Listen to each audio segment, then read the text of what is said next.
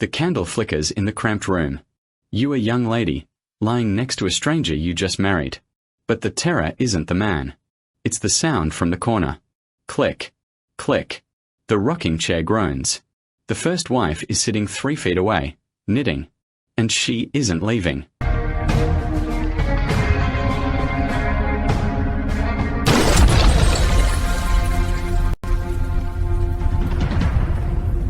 In the middle of the 19th century, far removed from the prying eyes of American justice and the established norms of Victorian society, a radical social experiment was taking shape on the arid soil of what is now the territory of Utah. Here, in a landscape defined by red rock canyons and vast, unforgiving salt flats, a group of weary exiles known as Mormons were constructing their version of Zion. They were driven by a fierce, burning theology that the outside world viewed as scandalous depravity, but which they regarded as the highest form of sanctification. This doctrine was plural marriage, a system that fundamentally rewired the structure of the family. To the casual observer, the settlements rising from the dust looked industrious and orderly, but beneath the surface of this agrarian utopia lay a complex web of relationships defined by obedience, hierarchy, and a total surrender of individual will to the collective good. Travelers passing through Salt Lake City or the outlying settlements in those early years often stopped to gaze in bewilderment at the peculiar domestic architecture that dominated the landscape. These were not the single-family cottages common in the east or the sprawling ranch houses of the southwest, but rather strange, elongated structures that defied traditional categorization. They were long, low buildings featuring multiple doors lining a single, shared veranda, creating a visual rhythm that felt more institutional than domestic. To the uninitiated, each separate entrance resembled the door to a prison cell or a monastic cell, arranged in a strict line. Behind these identical doors lived separate women, often with their own broods of children, all legally and spiritually bound to the one man who owned the property, yet living lives that were often starkly compartmentalized within the same wooden frame. The reality hidden behind these heavy timber doors was far removed from the salacious fantasies of Eastern newspaper editors who imagine harems filled with silken cushions and idle pleasures. Instead, the interior of a polygamist home was a place of severe austerity, resembling a barracks more than a boudoir, where the air smelled not of perfume but of lice soap, boiled cabbage, and the sweat of constant labor. Intimacy in these households was not a private expression of affection but a regimented duty, managed with the same bureaucratic efficiency as the irrigation ditches that watered their fields. The romantic notion of the marital bedroom was dismantled here, replaced by a rotation system that was often dictated by religious obligation rather than desire, turning the act of procreation into a solemn, mechanical task performed for the glory of a celestial kingdom. This system relied heavily on a steady influx of new blood, drawing thousands of converts from the slums of industrial England and the rural villages of Scandinavia. These immigrants, often young women who had left behind everything they knew, arrived in the Great Basin after an exhausting journey across the plains, their minds filled with promises of salvation and a land flowing with milk and honey. What they found instead was a harsh, dusty frontier where their spiritual worth was inextricably linked to their willingness to enter into the principle, as polygamy was quietly known among the faithful. For a young Danish or British girl, barely out of her teens, the shock of arrival was profound. She was not greeted by a dashing suitor but by a council of elders and, more intimidatingly, by the hardened faces of established wives who viewed her arrival with a mixture of pragmatism and defensive calculation. The architecture of the home itself served as a constant physical reminder of the theological order. The walls between the separate apartments were often thin, mere distinct partitions of rough-cut lumber that offered the illusion of privacy while allowing every sound to travel freely. A cough, a cry, or the creak of bedsprings could be heard from one end of the house to the other, creating an atmosphere of involuntary communal existence. This lack of true solitude fostered a unique psychological pressure cooker, where silence became a currency and eavesdropping an unavoidable fact of life. A woman lying in her bed at night was never truly alone. She was surrounded by the breathing, shifting presence of her sister wives, separated only by a few inches of wood, all of them acutely aware of the husband's location and the favor he might be bestowing upon one of them at any given moment. Within this crowded ecosystem, the senior wife held a position of power that rivaled, and sometimes exceeded, that of the husband in daily matters. She was the gatekeeper, the manager of the household's meager resources, and often the primary architect of future marriages. It was frequently the first wife who, feeling the burden of an expanding household and the crushing weight of pioneer chores, would suggest or even select a new bride. She looked for a girl with strong arms for churning butter and a sturdy back for hauling water, rather than a beauty who might capture the husband's heart. In this way, jealousy was suppressed and sublimated into a grim economic partnership, where a new rival was tolerated because she brought relief from the drudgery of survival, even if her presence meant the food rations had to be stretched even thinner. The ceremony that bound these women to their shared husband, known as a sealing, was conducted with a level of secrecy that bordered on the clandestine. It took place in dedicated structures, often with windows draped in heavy fabric to block out the sun and the gaze of the profane world. Here, dressed in sacred robes that symbolized their eternal commitment, young brides made covenants that bound them not just for time, but for all eternity.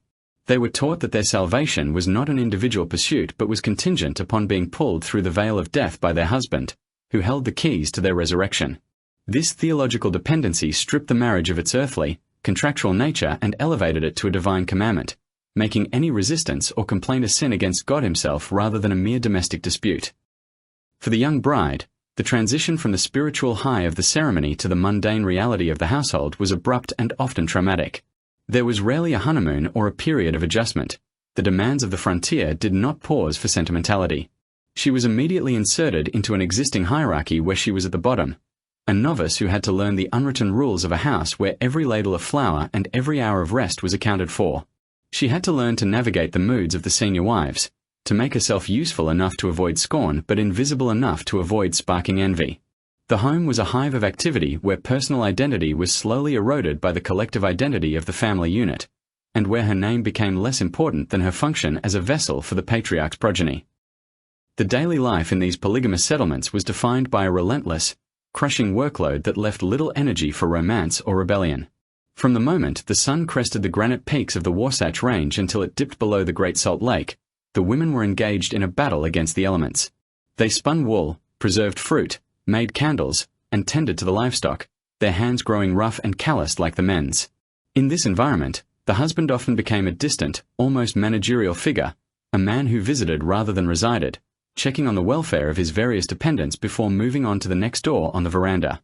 His affection, if it existed, was a scarce resource to be rationed, and the women learned to survive on the crumbs of his attention, finding their primary emotional sustenance in their children and their complex, fraught relationships with each other. As night fell over the settlement, the true weight of the arrangement settled upon the house like a heavy blanket. The bustling noise of the day faded, replaced by the intimate, suffocating quiet of the evening. It was in these hours that the architecture of the long house became most oppressive. When the husband chose a door to enter, the entire row of women knew it. The distinct sound of his boots on the wooden porch, pausing before a specific threshold, sent a ripple of tension through the walls. For the woman chosen, it was a duty to be fulfilled. For the others, left alone in their narrow rooms, it was a time of reflection on their own fading youth and the brutal mathematics of their theology.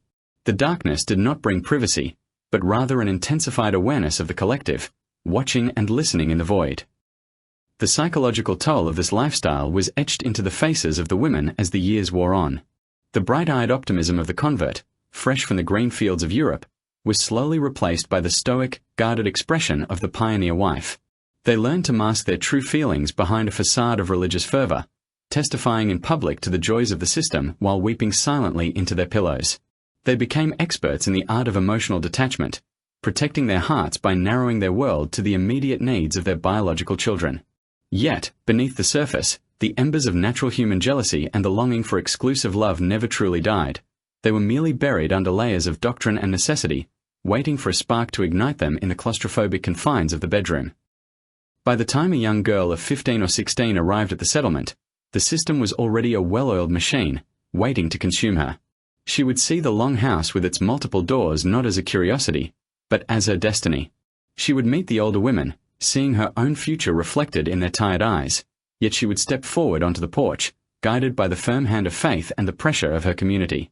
She was about to enter a world where her body would become an instrument of empire building, and where her most private moments would be subject to the scrutiny of the sisterhood. The door would close behind her, shutting out the vast, open sky of the West, and trapping her in a domestic drama that was as tragic as it was devout, setting the stage for a wedding night that would be watched, judged, and remembered by everyone on the other side of the wall. The mechanism that fueled the expansion of these polygamist families operated with the cold, relentless efficiency of an industrial engine, consuming the destinies of thousands of young women who were pulled across the ocean by the promise of Zion. From the fog-drenched docks of Liverpool and the green, rolling hills of Scandinavia, a A steady stream of converts boarded ships bound for the New World, their hearts set on the Great Basin. These were often the dispossessed and the destitute, factory girls from Manchester or farmhands from rural Denmark, who had been seduced by the missionaries' tales of a land where righteousness reigned and every soul had a place. They endured weeks of seasickness in steerage and months of walking beside heavy wagons across the American plains, a journey that stripped away their vanity, their possessions, and often their physical health, leaving them vulnerable and desperate for the stability that the church promised upon their arrival. When the wagon trains finally descended through the mountain passes and rolled into the dusty streets of the settlements, the immigrants were physically shattered, coated in a layer of alkaline dust that turned their skin gray and their hair brittle. For the young women, many of whom were barely out of adolescence, the arrival was a moment of profound disorientation. They stepped down from the wagons into a world that bore no resemblance to the paradise they had imagined. Instead of golden streets, they found hard-packed dirt, and instead of angelic hosts, they were met by the sun-weathered faces of the established settlers. The language barrier was an immediate and terrifying wall for the Danish and Swedish girls, who stood clutching their meager bundles, unable to understand the commands being barked at them in English, their isolation compounded by their total dependence on the community for their next meal. The integration of these newcomers was not left to chance or romantic serendipity. It was a matter of urgent logistical planning handled by the local bishops and the heads of households. The young women were not viewed merely as fellow believers, but as vital resources in an economy where labor was the only currency that mattered. They were corralled into meeting halls or temporary camps, where the process of redistribution began almost immediately. It was a scene that, to an outsider, might have resembled a livestock auction or a hiring fair, yet it was suffused with the solemn language of theology. Men, often decades older than the girls they inspected, walked through the crowds, but they rarely acted alone. In many cases, the primary agents of this selection process were not the men, but their first wives, the matriarchs who held the grim power of the household in their calloused hands. The senior wife approached this task with the pragmatic eye of a woman who had been pushed to the brink of physical collapse by the demands of frontier life. Her face, etched with deep lines from the relentless sun and the dry wind, betrayed no softness or sisterly affection as she scanned the rows of fresh arrivals. She was not looking for a friend or a companion. She was looking for relief. The daily grind of making soap, carding wool, hauling water, and bearing children had broken her body, and she viewed the prospect of a new wife for her husband not as a romantic betrayal, but as a necessary acquisition of labor. If the kingdom of God required her husband to take another wife to ensure his exaltation, she would ensure that this new wife was capable of scrubbing the pine floors until they gleamed and milking the cows before dawn. The selection process was a negotiation of flesh and blood, stripped of sentimentality. The senior wife would walk up to a girl of 15 or 16, a child who still had the softness of youth clinging to her despite the rigors of the trail. The older woman would assess the girl's frame, looking for wide hips that promised easy childbirth and strong arms that suggested a capacity for hard work. She would check the girl's teeth and look at her hands, ignoring the fear in the girl's eyes. It was a humiliating inspection, carried out in public view, where the girl's value was calculated based on her potential utility to the existing family unit. Beauty was often seen as a detriment, a sign of vanity that would need to be broken, whereas a sturdy, plain appearance was prized as a guarantee of humility and endurance. For the young immigrant, confused and exhausted, this scrutiny was terrifying. She had left her home believing she was embarking on a spiritual journey, only to find herself being appraised like a piece of livestock. Often, she could not even speak the language of the woman inspecting her, relying on interpreters to understand that she was being invited to join a prominent family. She was told that this was a great honor, a blessing that would secure her eternal salvation, but the coldness in the senior wife's eyes told a different story. It was the look of a manager hiring a subordinate, a silent communication that laid out the terms of her new life. She was to be the junior partner, the helper, the one who would take the burden off the shoulders of the woman who had come before her. The husband, the patriarch for whom this transaction was ostensibly performed, often played a passive role in these initial stages, deferring to the judgment of his first wife. He knew that domestic peace depended on her approval, and if she selected a girl she felt she could manage, his life would be easier. He stood back, nodding his consent, his mind perhaps already calculating the increased status that an additional wife would bring him within the church hierarchy. The expansion of his family was a commandment, a stepping stone to godhood, and the specific identity of the girl was less important than the fact of her existence in his house. He saw the girl not as a person with dreams and fears, but as a puzzle piece that fit into the grand design of his celestial kingdom. Once the selection was made, the machinery of persuasion kicked into high gear. The girl was separated from her traveling companions, the only support system she had known for months, and taken into the orbit of her new family. She was bombarded with theological justifications, told that her reluctance was a sign of spiritual weakness and that the only way to prove her devotion to God was to submit to the principle of plural marriage. The older women, the sisters of the community, surrounded her, not to comfort her, but to reinforce the indoctrination. They spoke of the glory of raising up seed unto the Lord and the selfishness of monogamy, framing her natural desire for a husband of her own as a Gentile corruption that she must purge from her heart. The concept of jealousy was the first casualty of this re-education. In the cramped, dusty rooms where these conversations took place, the senior wife would explain, through a translator or in broken sentences, that possessiveness was a sin punishable by social ostracism and divine disfavor. The girl was taught that her heart did not belong to herself, and certainly not to the man she was about to marry. It belonged to the cause. She was instructed to look at the senior wife not as a rival for her husband's affection, but as a mentor who would guide her through the treacherous waters of obedience. The crushing of the girl's individual ego was a prerequisite for her integration into the family, a psychological breaking-in process that mirrored the taming of a wild horse. The rush to finalize these unions was driven by the scarcity of resources and the need to settle the immigrants before the harsh winter set in. A girl without a husband was a burden on the community storehouse. A girl placed in a family was a productive unit of society. There was no time for courtship, no space for the slow blooming of affection. The engagement was often a matter of days, sometimes hours, a brief interval between the handshake at the wagon train and the ceremony in the endowment house. The girl barely had time to wash the dust of the trail from her skin before she was being prepared for her wedding, her mind still spinning from the rapid transition from refugee to fiancé. As the reality of her situation settled in, the young girl often found herself looking for an escape, only to realize the total nature of her entrapment.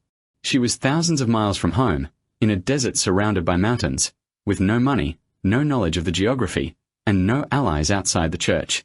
To run away was to face almost certain death in the wilderness. To stay was to submit.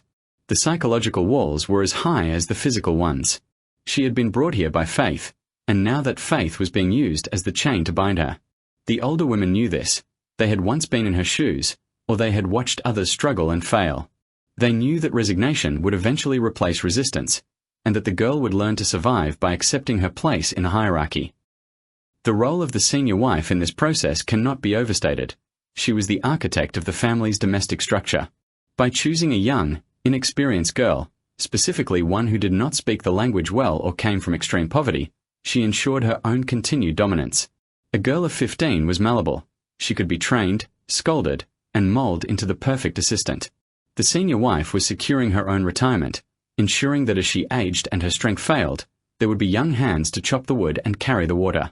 It was a survival strategy born of a brutal environment, where women were pitted against each other in a competition for resources and favor, disguised as religious cooperation. When the girl was finally brought to the house she would now call home, the illusion of being a bride evaporated almost instantly. She was not ushered into a parlor to be served tea. She was led to the kitchen or the dairy shed. The senior wife, shedding whatever veneer of politeness she had maintained during the selection, would point to the pile of unwashed wool or the stack of dirty dishes. This was the true initiation, the moment the girl realized she had been brought there to work. Her status as a wife was secondary to her status as a laborer. The romantic expectations of youth were crushed under the weight of the washboard and the butter churn, and the man she had married was merely the distant figure who owned the roof over her head. The living arrangements reinforced this subservience. The new wife was often given the smallest room, or a corner of the main room, partitioned off by a hanging quilt. She had no furniture of her own, no chest for her few belongings. She was living in the senior wife's domain, a guest who could never leave. Every object in the house, from the cast-iron skillet to the rocking chair, belonged to the first wife, a constant reminder of who held the true power. The girl had to ask permission to use the stove, to take a piece of soap, to sit by the fire. She was an intruder in an established ecosystem, tolerated only as long as she made herself useful and kept her eyes lowered in the presence of her superiors. The emotional landscape of the house was a minefield. The senior wife watched the girl with a hawk's eye, looking for any sign of vanity or rebellion. If the husband showed too much attention to the new arrival, the atmosphere in the house would curdle. The senior wife would find ways to punish the girl, increasing her chores or criticizing her work, a subtle campaign of torment designed to keep the hierarchy intact. The girl learned quickly that her safety depended on downplaying her youth and attractiveness, on making herself invisible and indispensable. She learned to suppress her natural vivacity, to flatten her effect, to become the grey, dutiful creature that the system demanded. This harsh indoctrination served a specific purpose. It killed the romantic notion of marriage before it could take root. By treating the union as a practical arrangement, the community inoculated itself against the destructive power of passion. Passion was unpredictable, dangerous, and individualistic. The principle of plural marriage required order, predictability, and collectivism. The girl was taught that her love for her husband should be a spiritual reverence, not a carnal desire. She was to love him as a representative of God, not as a man. This detachment made the inevitable loneliness easier to bear, or so the older women claimed. If you expected nothing but duty, you could not be disappointed by the lack of affection. For the Scandinavian girls, the isolation was absolute. They would huddle together in the few moments of rest they were allowed, whispering in their native tongues, sharing memories of the fjords and the green valleys they would never see again. They were strangers in a strange land, married to men whose language they could barely understand, living under the thumb of women who viewed them as necessary evils. They were the fuel for the engine of Zion, consumed to build a kingdom in the desert. Their tears watered the dry soil of Utah, unseen and unrecorded, as they slowly transformed from frightened immigrants into the hardened pioneer women who would one day perpetuate the cycle. The nights were the hardest time, when the physical labor stopped and the mind was free to wander. Lying on a straw-tick mattress, listening to the wind howl through the canyons, the young wife would feel the full weight of her decision. She was trapped in a web of obligations, bound by covenants she barely understood, to a man who was a stranger. The breathing of the other wives in the house was a constant rhythm, a reminder that she was just one of many. There was no privacy to grieve the life she had lost, no solitude to reconstruct her shattered identity. She was a cog in the machine, and the machine never stopped turning. In this way, the family expanded, not through the organic growth of love, but through the systematic acquisition of human capital. The first wife got her servant, the husband got his progeny, and the church got its foothold in the wilderness. The young girl got a roof over her head and the promise of a crown in heaven, a deferred payment for a life of servitude. It was a brutal calculus, hidden behind the veil of faith, but it built an empire in the West. The foundations of these houses were laid on the silent submission of thousands of women, who learned to swallow their jealousy and their pride, accepting their role as the brick and mortar of a new society, while the light in their eyes slowly faded into the hard, flat stare of the survivor. The ritual that bound these women to their new lives was known within the secluded valleys of the territory of Utah as the sealing, a term that implied a permanence far exceeding the earthly contracts of the Gentile world. It was a ceremony shrouded in the deepest secrecy, conducted away from the prying eyes of federal marshals and curious travelers, usually within the thick adobe walls of the endowment house in Salt Lake City. This building, a temporary substitute for the great granite temple that was slowly rising from the ground nearby, stood as a fortress of theological mystery. Its windows were heavily draped with thick velvet or wool, ensuring that not a single ray of the high desert sun could penetrate the interior during the sacred rites. To the uninitiated standing on the dusty street outside, the building appeared dormant and impenetrable, a silent box that swallowed young women and spat them out as eternal property. Inside, the atmosphere was heavy with the scent of old wood, stale air, and the palpable tension of religious awe. The transition from the bright, blinding light of the afternoon to the dim, candlelit interior was disorienting, designed to sever the connection with the mundane world. For the young bride, often a girl who had only recently arrived from the green fields of England or the fjords of Scandinavia, the sensory deprivation served to heighten her anxiety. She was led through narrow corridors by silent matrons, stripped of her travel-worn calico dress, and washed in a ritual that felt less like a cleansing and more like a preparation for surgery or burial. Every familiar anchor of her previous life was removed, replaced by the standardized uniform of the celestial kingdom, a process that physically erased her individuality before the vows were even spoken. The attire worn for this ceremony was unlike anything found in the bridal traditions of the Victorian era. There was no lace, no silk trains, and no bouquets of flowers to signify joy or romance. Instead, the bride was clothed in simple, shapeless robes of white cotton or linen, garments that were intended to symbolize a purity that transcended earthly vanity. But the most jarring element of the ensemble was the apron. Tied around her waist, over the pristine white robes, was a panel of green silk or cotton, embroidered with depictions of fig leaves. This was a direct reference to the Garden of Eden, a symbol of the fall of man and the expulsion from paradise. It was a stark reminder that this union was not a celebration of innocence, but a mechanism for redemption, a solemn reenactment of the ancient drama of Adam and Eve, where the woman's role was defined by her transgression and her subsequent submission. Standing in this dimly lit room, the young woman was often trembling, overwhelmed by the gravity of the oaths she was about to take. She had been catechized for weeks leading up to this moment, yet the reality of the doctrine was a crushing weight on her teenage shoulders. She was taught that her soul was incomplete, a fragment drifting in the cosmos that could never attain the highest degree of glory on its own. In the theology of the frontier saints, a woman without a man was a key without a lock, a vessel without a purpose. She was told, in hushed and reverent tones, that her salvation was entirely contingent upon her husband. He was her conduit to the divine, the only one who held the authority to resurrect her from the grave.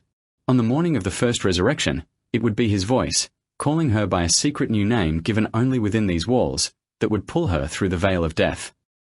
The man standing opposite her at the altar was often a stranger, or at best, a distant figure of authority she had admired from the pews of the tabernacle.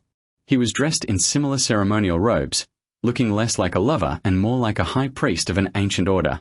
To him, this ceremony was an act of kingdom building. Each wife he sealed to himself was another jewel in his celestial crown, another step toward his own exaltation. He was not just marrying a girl, he was acquiring a priestess who would populate his personal world in the afterlife. The dynamic in the room was not one of mutual affection but of vertical hierarchy. He stood closer to God, she stood in his shadow.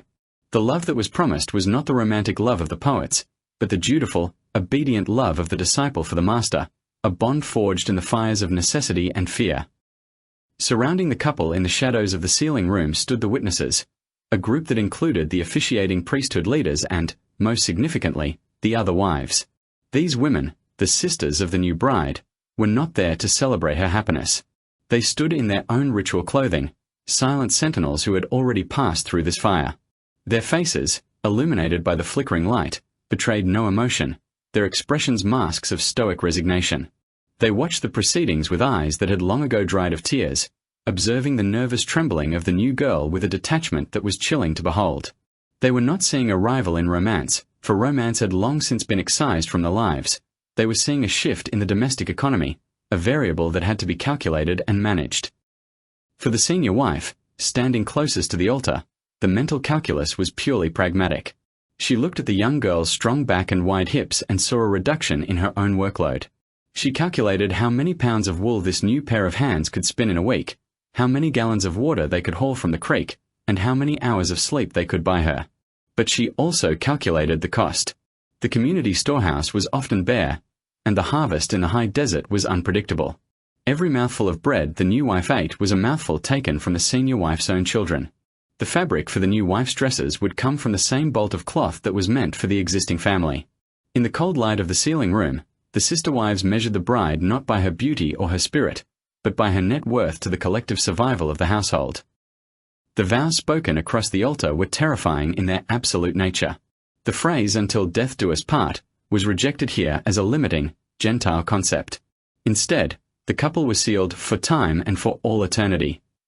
This was a sentence without parole, a binding of souls that stretched into the infinite void of the afterlife. The young bride was promising not just her life on earth, but her eternal existence to this man and his family. She was agreeing to be part of his kingdom forever, to bear his spirit children in worlds without end, to serve him as a queen serves a king. The psychological impact of this commitment was profound. It meant there was no escape, no divorce that could truly sever the bond. Even if she fled the territory, even if she died, she belonged to him. The weight of eternity pressed down on the room, making the air thick and difficult to breathe. The officiator, usually a high-ranking member of the church hierarchy, spoke in a low, monotone voice that echoed slightly in the small chamber.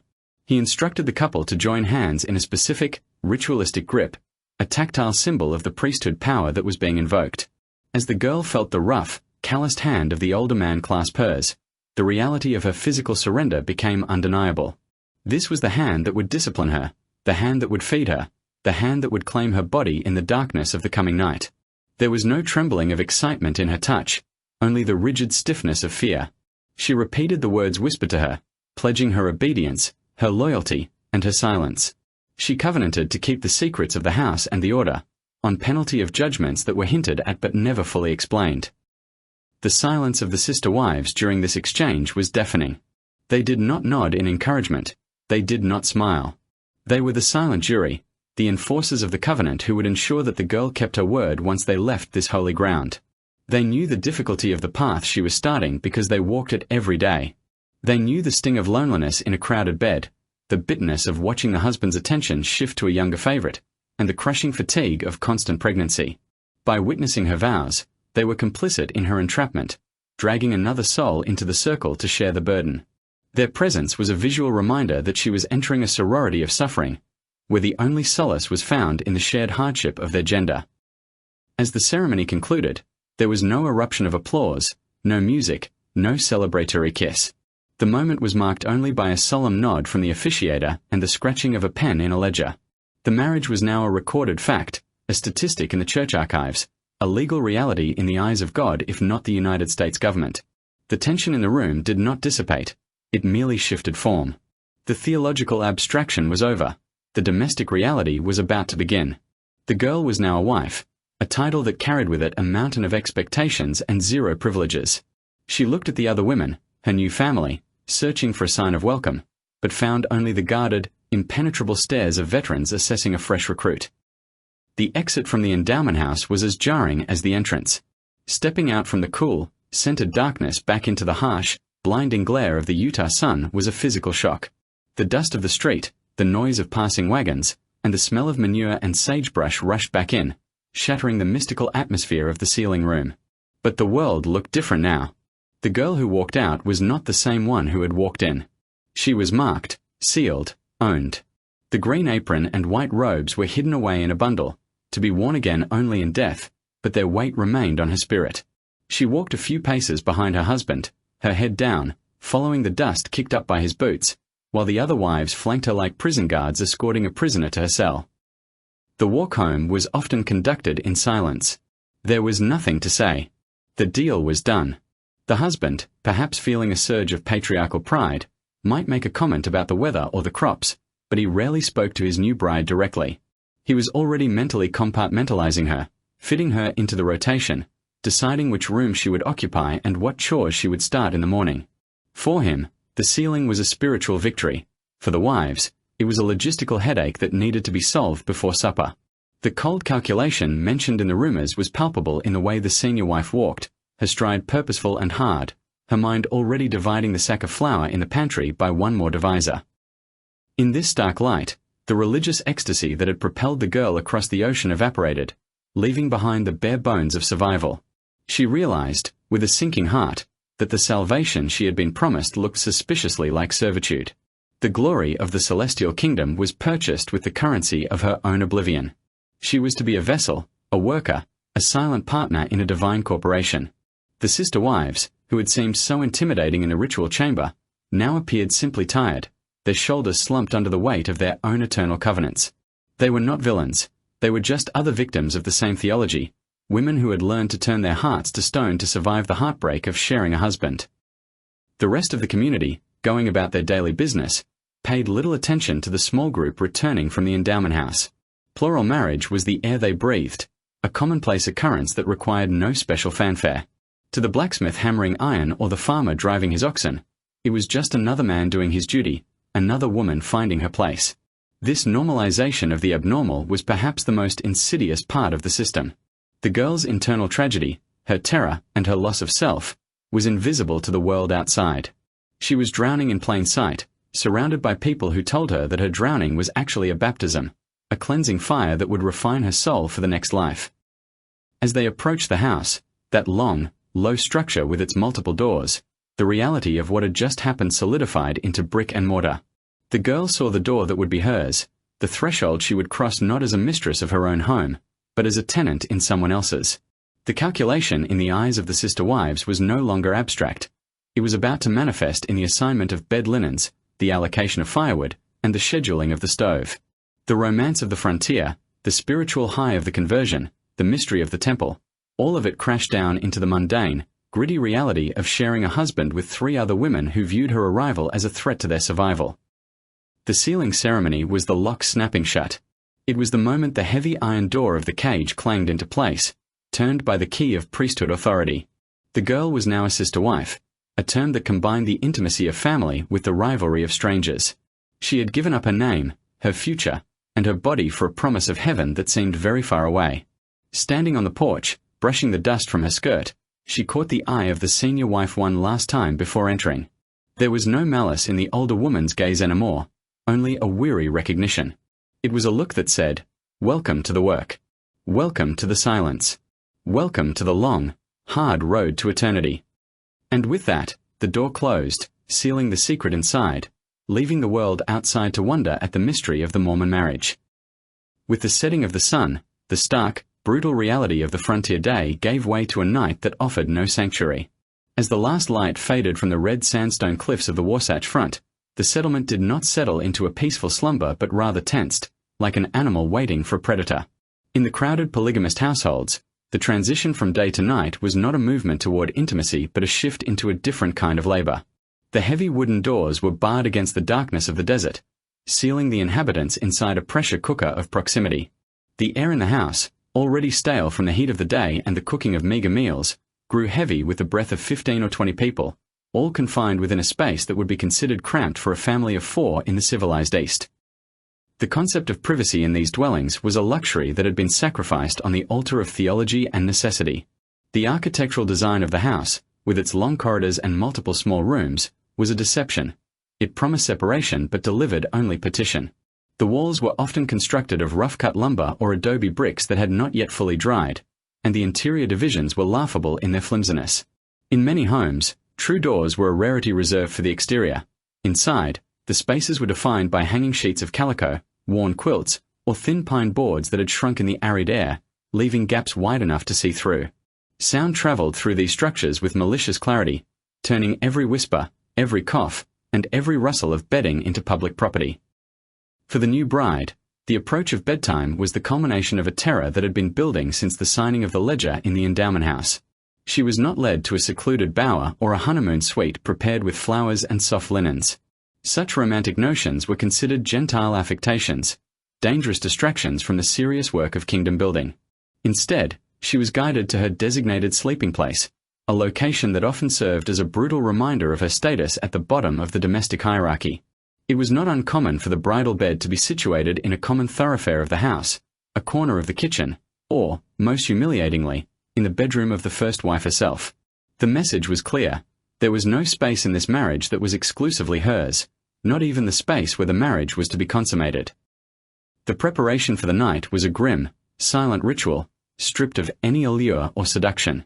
Under the flickering light of a tallow candle, which cast long, dancing shadows against the rough-hewn walls, the girl removed the ceremonial robes of the ceiling. There was no mirror to admire her reflection, and even if there were, vanity was a sin. She slipped into a coarse cotton nightgown, shivering not from the cold, though the desert night dropped temperatures rapidly, but from a deep, vibrating dread. She was acutely aware of the eyes upon her, the silent observation of the other women who moved through the shadows of the room, preparing their own children for bed, banking the fire, and securing the pantry. She was the center of attention, yet she felt completely invisible as a person, reduced to a function to be performed. When she was finally directed to the bed, the mattress underneath her was likely a tick filled with straw or corn husks, rustling loudly with every shift of her weight. It was a utilitarian object, a place for sleep and for procreation, not for comfort. She lay there in the semi-darkness, her heart hammering against her ribs like a trapped bird, listening to the house settle. She could hear the breathing of children in the next room, the murmur of prayer from an older wife, the settling of the timbers. But the most terrifying sound was the silence that fell when the senior wife approached. This was the moment the girl had heard whispered warnings about, the moment the true nature of her new life would be revealed. The senior wife did not retire to her own bed, nor did she leave the room to grant the newlyweds a moment of grace. Instead, she claimed her territory with a terrifying calmness. Dragging a high-backed wooden rocking chair across the floorboards, the sound scraping like a knife against bone, she positioned herself strategically. She placed the chair just a few feet from the foot of the bridal bed, or sometimes in the corner of the room, commanding a full view of the space. Her presence was not accidental. It was an assertion of absolute dominion. She was the queen bee of this hive, the keeper of the keys, and she would not allow any activity in her house to go unsupervised, especially an act that had the potential to shift the emotional balance of power. She sat down with a heavy sigh, the chair creaking under her weight, and produced a basket of knitting or mending. Even in the dim light, her hands began to move with practiced, rhythmic efficiency. The click-click-click of the knitting needles became a metronome for the night, a sharp, metallic sound that cut through the silence. To the girl lying on the bed, this sound was a form of torture, a constant reminder that she was being watched. The senior wife sat like a warden in a correctional facility, her face impassive, her eyes occasionally flicking up from her work to survey the room. She was there to ensure that the proceedings remained within the strict bounds of religious duty, that no undue passion or lust of the flesh corrupted the sacred act of raising up seed. The arrival of the husband did nothing to dispel this suffocating atmosphere. In fact, it cemented it. He entered the room not as a lover coming to his beloved, but as a patriarch performing his rounds. He was often a man past his prime, his body hardened by years of labor, his demeanor one of tired authority. He did not seem perturbed by the presence of his first wife in the chair. To him, this was the natural order of things. Her presence was a guarantee of order, a buffer against the chaos of unbridled femininity.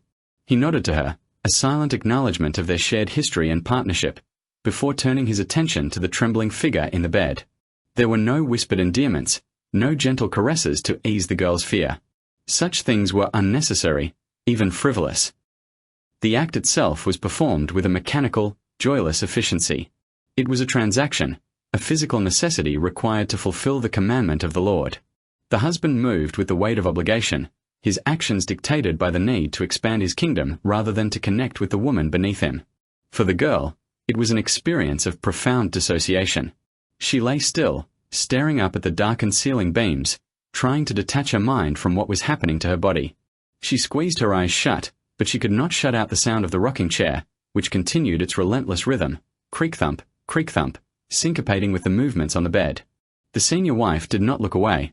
She kept her vigil, her knitting needles flashing in the gloom, a silent guardian of the theology that demanded this sacrifice. The lack of privacy meant that the entire household was, in a sense, a participant in this wedding night. Behind the thin calico curtains that separated the sleeping alcoves, the other wives lay awake, listening. They held their breath, their bodies stiff with a complex mixture of relief and resentment. Relief that it was not them enduring the duty tonight, that they were spared the physical intrusion. Resentment that they were being replaced, that a younger, fresher vessel had been brought in to take a share of the limited resources. They heard the rustle of the straw tick, the heavy breathing of the husband, and the muffled, stifled gasps of the girl. In the darkness, the house became a single living organism, breathing in unison, every member painfully aware of the intimacy being enacted in the center of their web. For the senior wife in the chair, this vigil was perhaps an act of self-preservation as much as domination. By witnessing the act, she stripped it of its power to hurt her. She reduced it to a chore, equivalent to milking the cows or threshing the wheat. If she could watch it without blinking, if she could treat it as a mundane domestic occurrence, then she could deny the existence of any romantic bond between her husband and this new intruder. She was enforcing the brutal equality of polygamy. No wife was special, no interaction was sacred enough to exclude her. The click of her needles was a way of counting time, of measuring out the endurance required to survive this life. She was knitting a shroud for the girl's innocence, stitch by stitch, in the dim light of the lantern. The terror for the young bride was not just physical, it was deeply psychological. The presence of the third person in the room shattered any possibility of establishing a personal connection with her husband. She could not ask him for gentleness, she could not cry out in pain, she could not speak to him as a human being. To do so would be to perform for an audience, to invite the judgment of the woman in the chair. She was silenced by the triangulation of the room. The husband looked to the senior wife for approval, the senior wife looked at the husband with possessiveness, and the girl was merely the object between them, the conduit through which their religious aspirations flowed. She was alone in the most crowded room she had ever known. As the night wore on, the sounds of the struggle, for it was a struggle, of spirit if not of body, subsided. The husband, his duty discharged, would often fall into a heavy, snoring sleep, the sleep of the righteous man who has labored in the vineyard of the Lord. But the women did not sleep. The girl lay awake, her body aching, her mind racing with a frantic, trapped energy. She pulled the quilt up to her chin, creating a tiny, fragile wall between herself and the room. She could still hear the rocking chair. The senior wife often did not leave even then. She would sit for hours, watching the sleeping forms, asserting her endurance. The creaking of the rockers was a reminder. I am still here. I will always be here. You cannot escape me. The atmosphere in the room was thick with the smell of tallow, sweat, and the musk of the unwashed bodies, a sensory overload that would imprint itself on the girl's memory forever. The darkness seemed to press against her eyelids, heavy and suffocating. She realized then that the physical act was the least of the violations she had endured. The true violation was the theft of her solitude, the invasion of her most private self by the collective will of the community. She had been broken in, not just sexually, but socially. She had been shown that her modesty was irrelevant, her comfort secondary, and her individuality an obstacle to be overcome. The open eyes of the senior wife in the dark were the eyes of the system itself, unblinking and unforgiving. Outside, the wind might howl through the canyons, rattling the window panes, but inside, the silence was absolute and terrifying. The other wives behind the partitions finally drifted into fitful sleep, their dreams doubtless haunted by their own memories of similar nights. The house, this strange architectural experiment in the desert, held its secrets tight. It absorbed the shock of the new marriage just as it had absorbed the births and deaths that occurred within its walls. The walls themselves seemed to sweat with the accumulated tension of years of forced cohabitation. To the girl, the house felt less like a home and more like a tomb where she had been buried alive, with the senior wife acting as the stone rolled across the entrance. In the small hours of the morning, when the moon cast long, ghostly beams across the floorboards, the senior wife might finally set aside her knitting. She would not leave the room, however. She might doze in the chair, her head lolling forward, her presence remaining as a physical barrier. Or she might lie down on a pallet on the floor, blocking the doorway. The message was reiterated even in sleep. The husband belonged to the priesthood, the house belonged to the first wife, and the new girl belonged to neither. She was a tenant, a boarder in her own marriage, allowed to occupy the bed only by the grace of the woman who watched from the shadows. This total erasure of intimacy served a potent theological function. It ensured that no dyadic bond could form that was strong enough to threaten the cohesion of the larger group.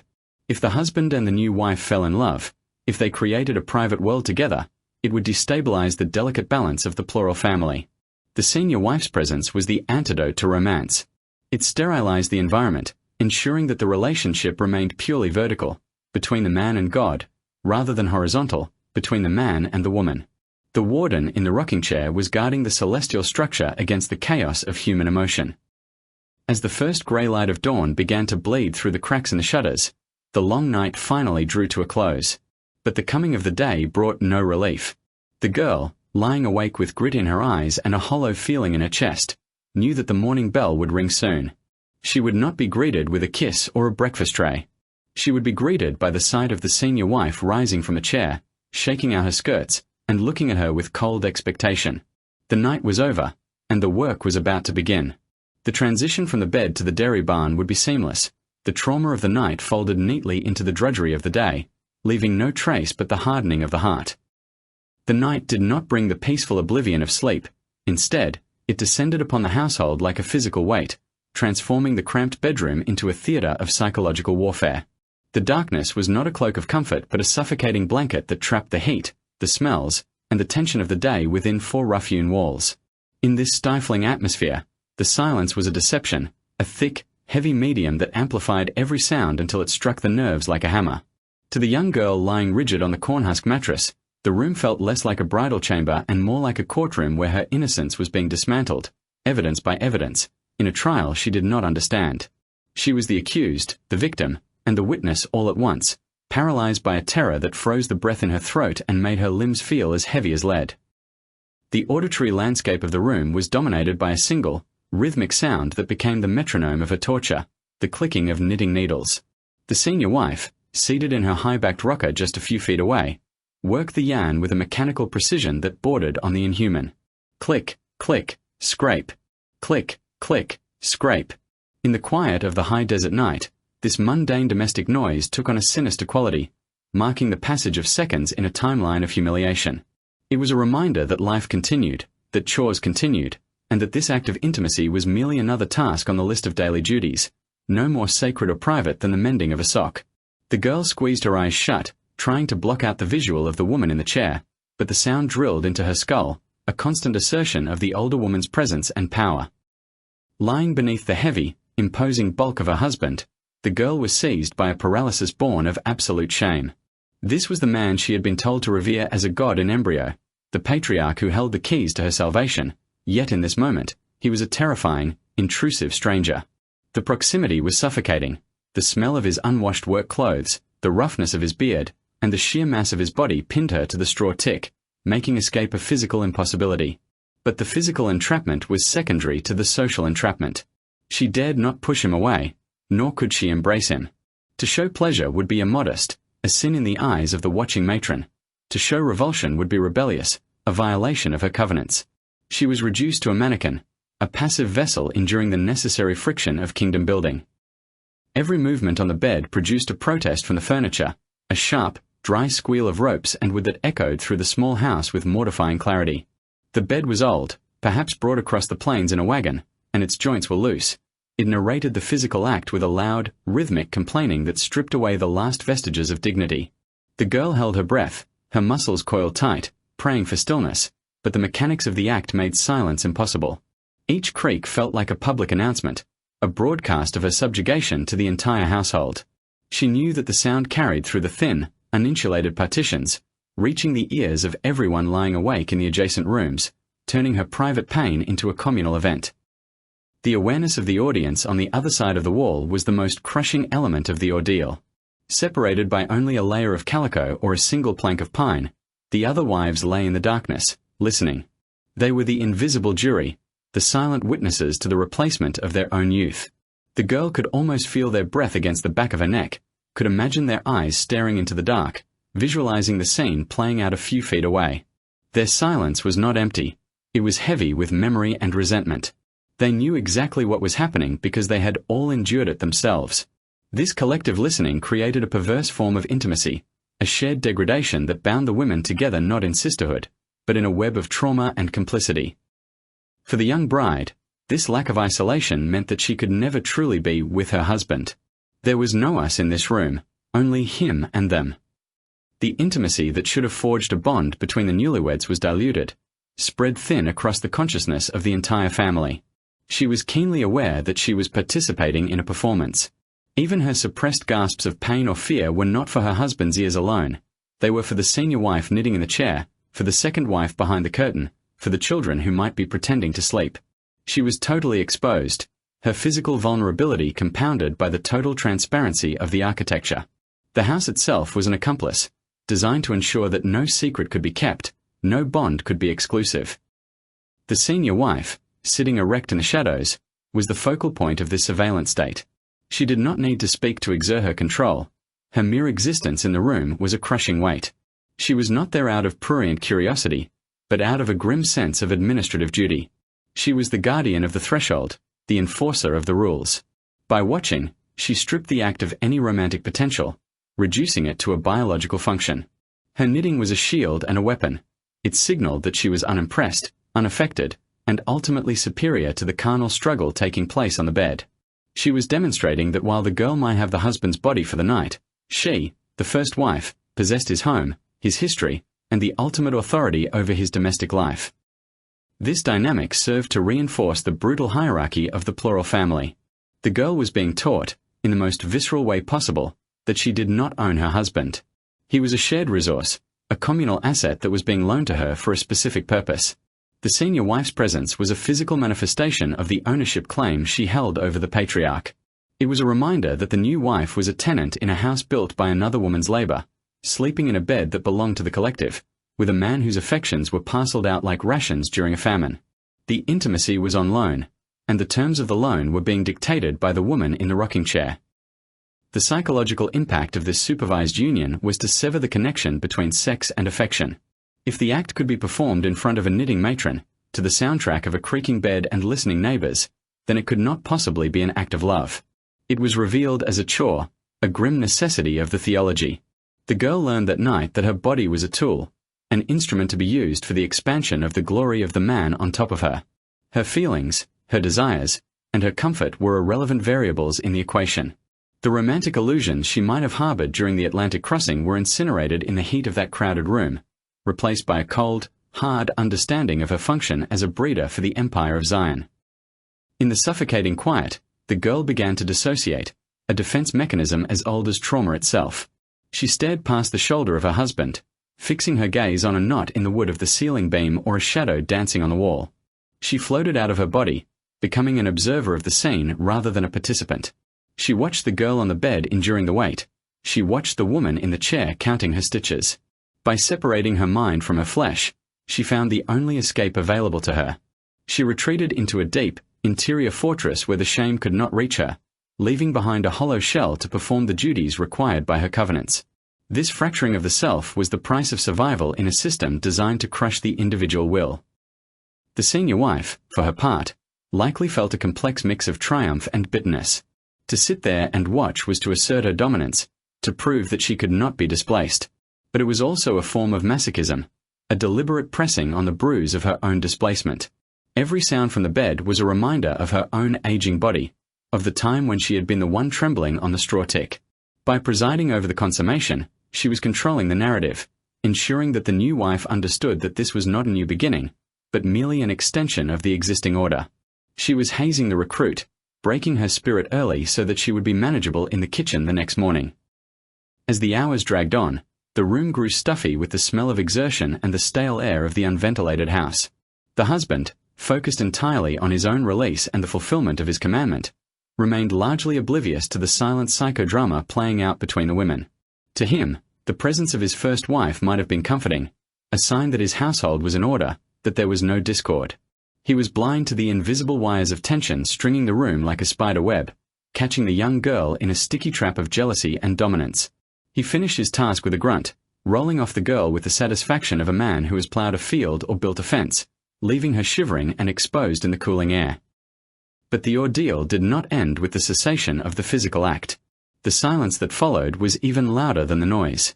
The husband fell into the heavy, snoring sleep of the righteous, his back turned to the girl. The senior wife did not leave. She continued to rock, the chair groaning softly, her eyes gleaming in the dark like a cat's. This was the post-coital reality of the plural wife, lying awake next to a sleeping stranger, under the guard of a rival. The shame of what had just happened settled onto the girl's skin like a layer of grime that could not be washed off. She felt dirty, used, and utterly alone, despite the crowded nature of the room. The listening wives in the other rooms finally let out their held breath, shifting in their own lonely beds. The tension in the house dialed down a fraction, shifting from acute crisis to chronic ache. They had survived another expansion of the family. The threat had been neutralized by the mundane reality of the act. The mystery was gone. The new girl was no longer an unknown quantity. She was just another body in the rotation, another vessel that had been broken in. Their resentment cooled into a dull acceptance, the coping mechanism of women who had learned that their only power lay in their endurance and their numbers.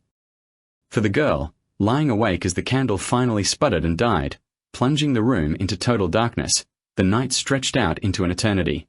She was afraid to move, afraid to wake the man, afraid to draw the attention of the woman in the chair. She lay rigid, her muscles cramping, tears leaking silently from the corners of her eyes and sliding into her ears.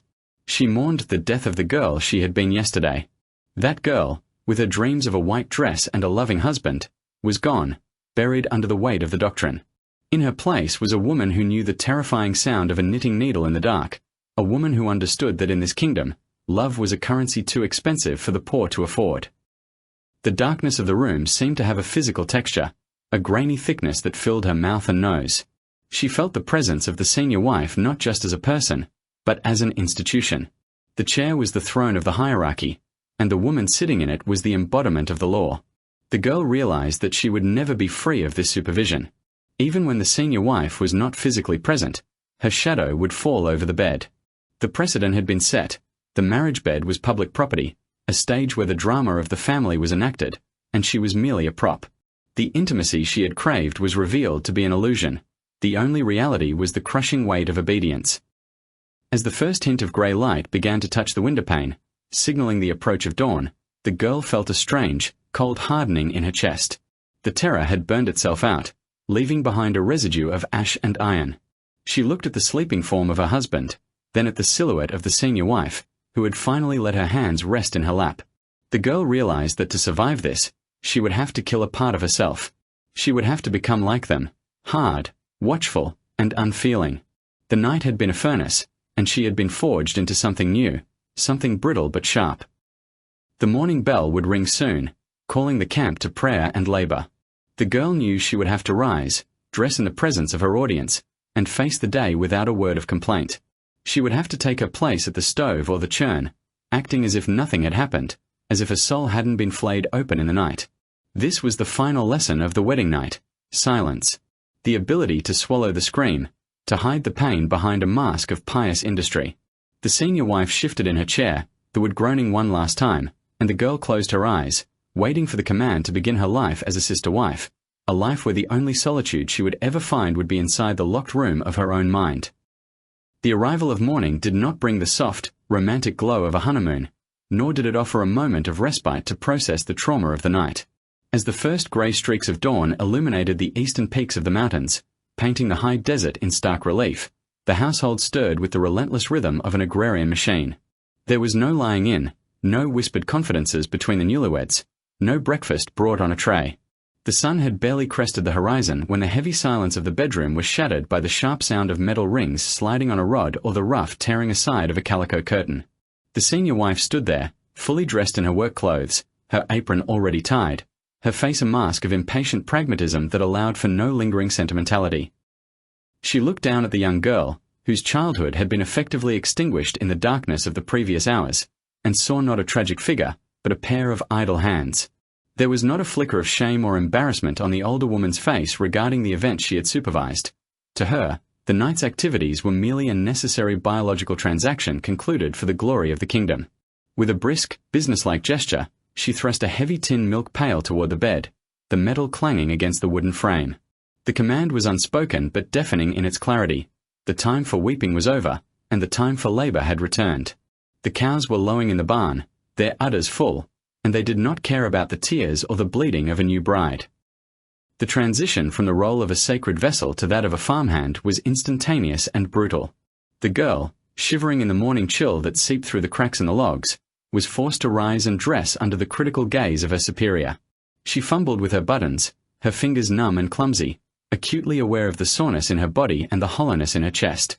She was not given a moment to wash away the physical evidence of the consummation in private. Instead, she was ushered out into the yard, where the frost still clung to the sagebrush. The cold air bit at her exposed skin, a sharp shock that served to cauterize her emotions, freezing the sob that threatened to escape her throat. Walking to the barn, the heavy bucket swinging against her leg, she felt a profound sense of dislocation. Yesterday, she had been a maiden, filled with nervous anticipation and spiritual fervor. Today, she was a wife in name, but a servant in practice.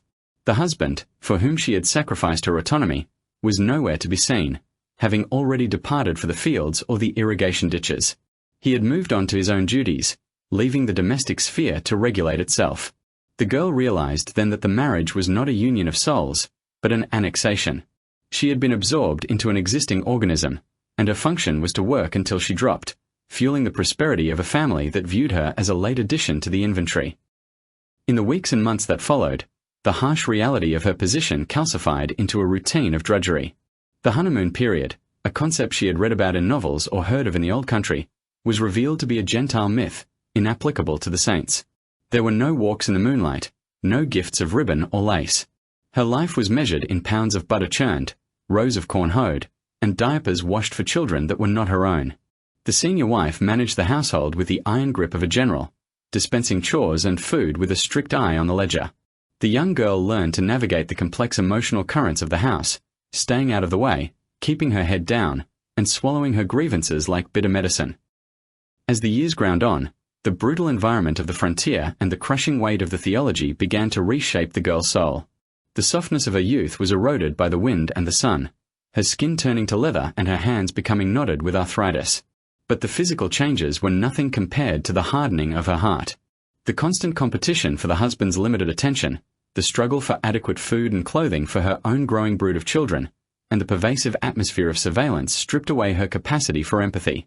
She learned that in a polygamist household, kindness was a weakness that could be exploited, while severity was a shield that commanded respect. She watched as her husband, once a figure of terrifying authority, slowly declined into a frail old man, his beard turning white and his steps faltering.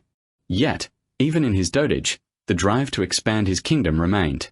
When the inevitable announcement came that he intended to take yet another wife, a girl of 14 or 15, fresh from the immigrant trains, the woman who had once been the trembling bride did not weep.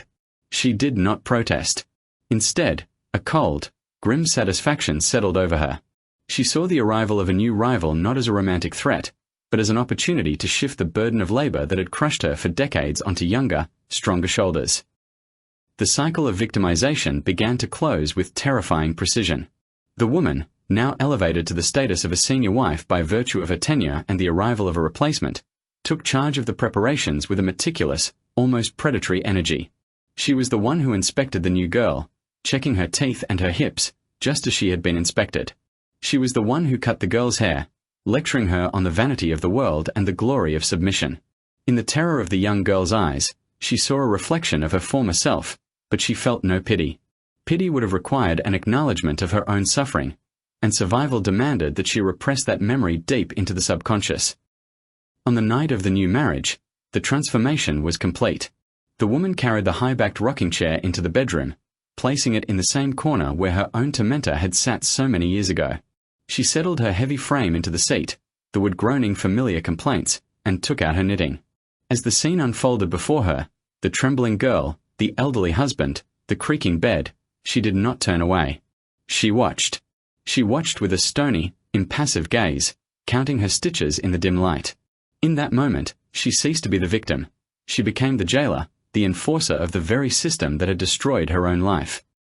There was a dark psychological necessity in her presence there. By supervising the act, by enforcing the rules upon another, she validated her own sacrifice. If she were to show mercy, if she were to grant the girl privacy, it would imply that what happened to her all those years ago was wrong, that it was an injustice. But if she inflicted the same treatment on the next generation, it normalized the trauma. It made it right. It made it holy. She became the guardian of the tradition, proving her loyalty to the doctrine by becoming its cruelest instrument. The clicking of her needles was the sound of a legacy being perpetuated, a chain of abuse forged link by link across the generations. The horrific irony of this history is that the most effective agents of this patriarchal oppression were the women themselves.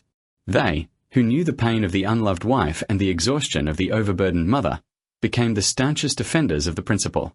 They policed each other's virtue, reported each other's infractions, and broke the spirits of the newcomers with a efficiency that no man could hope to replicate.